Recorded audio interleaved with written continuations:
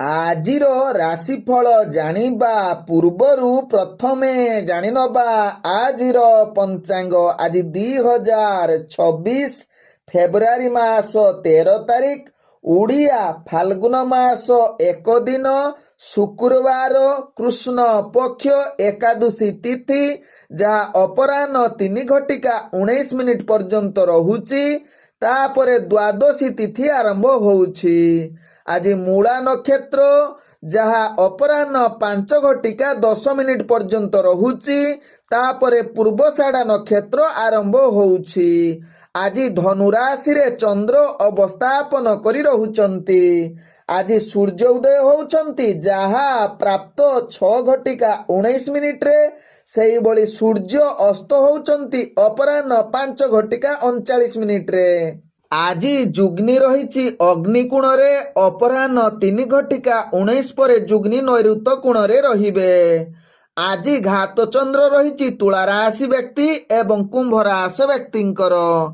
ଆଜି ଘାତ ବାର ରହିଛି ବିଛା ରାଶି ବ୍ୟକ୍ତି, ଧନୁ ରାଶି ବ୍ୟକ୍ତି ଏବଂ ଯାହାକି ମୀନ ରାଶି ବ୍ୟକ୍ତି। ଆଜି ମୃତ ବ୍ୟକ୍ତିର ଅପରାହ୍ନ 3:19 ପରେ ଏକ ପାଦ ପୁଷ୍କର ଦୋଷ ଲାଗିବ। ଫଳ ରହୁଛି ପଶୁହାନି।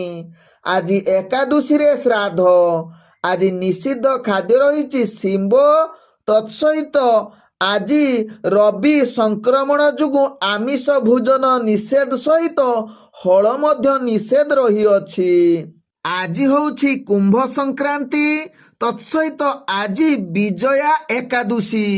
ତେବେ ଆଜି ଯାହାକି ପୂର୍ଣ୍ଣକାଳ ସଂକ୍ରାନ୍ତି ରହୁଛି, ଯାହାକି ସୂର୍ଯ୍ୟ ଉଦୟ ଠାରୁ ଦିବା 11:50 ମଧ୍ୟ। ତେବେ ଆଜିର ଦିନରେ ଧର୍ମକୃତ କାର୍ଯ୍ୟ ଆପଣମାନେ କରିପାରିବେ। ସଂକ୍ରାନ୍ତିକୃତ ସ୍ନାନ, ଦାନ, ବ୍ରତ ଉପବାସ। ତତ୍ସହିତ ଆଜି ଏକାଦଶୀରେ ବ୍ରତ କରିବା ସହିତ ଆଜିର ଦିନରେ ଗ୍ରହ ପୂଜା, ହୋମାଦି ଶାନ୍ତି କରିପାରିବେ।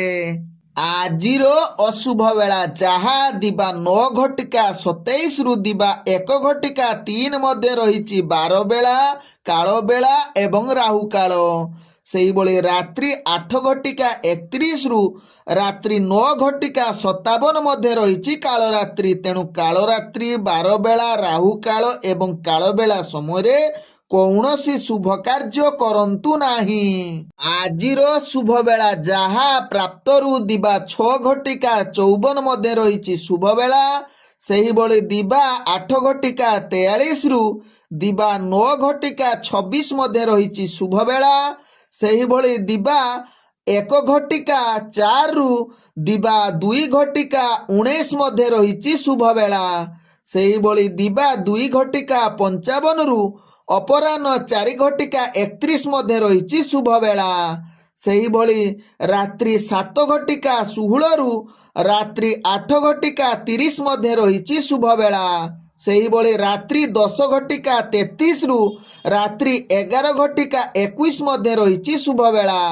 ସେହିଭଳି ରାତ୍ରି 3:13 ଶେଷ ରାତ୍ରି 6:18 ମଧ୍ୟ ରହିଛି ଶୁଭ ବେଳା।